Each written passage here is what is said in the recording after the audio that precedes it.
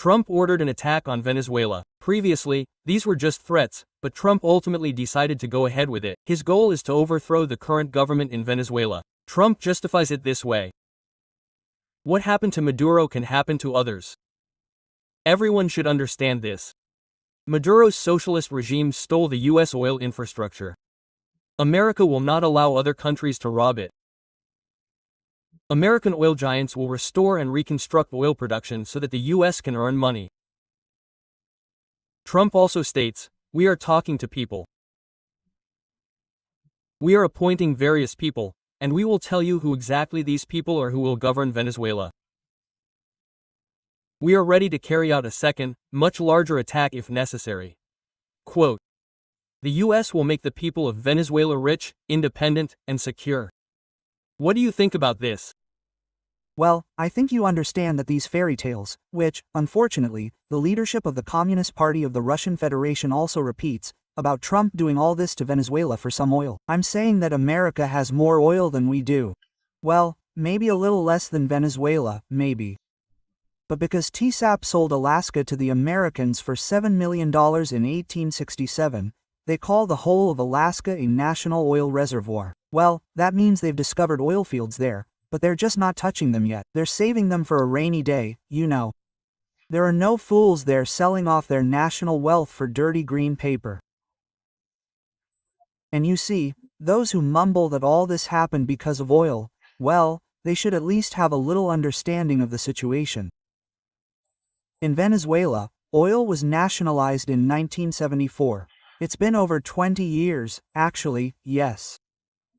Conversely, Chavez, who won the election in 1998, allowed foreign companies, including American ones, including ours, Chinese, Indian, and Malaysian, to participate in the development of oil resources. He did just that, by the way. And American companies, right up until today, have been participating in the development of these resources. So when they say, the Americans need oil there, I wonder, why were they involved anyway? There's no need to cast aspersions here, you understand? Just like they spun some nonsense about Assad being overthrown in Syria because there was supposedly some oil or pipelines there. But the oil there is meager. And the Persian Gulf, without any Assad, successfully supplied oil to the West for decades. He had no need for Syria in that sense. So, the Americans are overthrowing regimes that declare, to varying degrees, a commitment to the socialist choice. Just like they overthrew Allende back then. Not because, I don't know, they needed something in Chile, yes, because they clearly said that no nation in the world should even consider trying to return to or begin socialist development. That's all, and it's the same here. It's not for nothing that Trump talks about a socialist regime. It's not for nothing that they call Maduro a communist and so on. After all, the party in power in Venezuela is the United Socialist Party of Venezuela. That's why they don't tolerate regimes. They overthrew Morales in Bolivia. Have you forgotten about that? And they started spinning this story there because of some lithium thing. In other words, the people have become so stupid that they reduce all this to some kind of, I don't know, crude, stupid, vulgar materialism. On the contrary, our own idiots, all sorts of experts, told me in 2003, the Americans will never attack Iraq because then oil prices will rise, and that's not profitable for the Americans. Well, yes, they have risen. So what? The Americans are willing to put up with it. They overthrew Gaddafi when oil prices also rose in 2011. Trump is right here. Don't even think about socialism. We'll wipe it off the face of the earth. The leftist president of Bolivia, leftist president of Colombia, a neighboring country to Venezuela, by the way, the first leftist president there since 1948. And he asked the UN Security Council to meet to discuss what happened in Venezuela. Trump clearly said, think about it, he told the Colombian president. The same could happen to you. Well, let's think about what Trump needed in Colombia. There, I don't know, well, there's coal there, yes, which, excuse me, you can also eat with all your might in America, and it won't run out for another 300 years, probably, right? I mean, don't say that. Well, it's clear that people these days aren't very educated, yes, and they swallow, roughly speaking, whatever these experts feed them. Because no one studies it, no one knows how oil companies operate in Venezuela, and so on. China has been buying Venezuelan oil for most of this time, you see, so what? Well, in terms of Venezuelan oil, the Americans never really needed it, because it's special, it's very heavy, yes.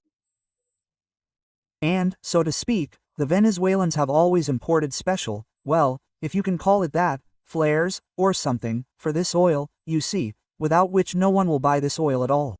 It sometimes even resembles bitumen somewhere around there, yes. Arenica emulsion is even the name for these substances that are needed to turn Venezuelan oil into oil, so to speak. Well, people don't know this, so it means they need oil, they need lithium. Yes, no one is saying they would give this up. But let's not oversimplify the situation. They are pressuring, harassing all the regimes that remain friends of the Soviet Union, and for good reason. For those who are obsessed with oil, you should have listened to what Trump said at the press conference. And what he said was that Cuba needs to help the Cuban people. They are also poorly governed. But Cuba doesn't have any oil. There's nothing there. Well, besides tourism, citrus fruits, sugar cane, and cigars. No, the goal is that they'll now be dealing with Cuba and Nicaragua, which also have absolutely no resources.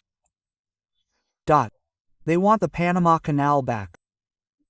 Well, why not, if no one's opposing it? The conclusion is simple.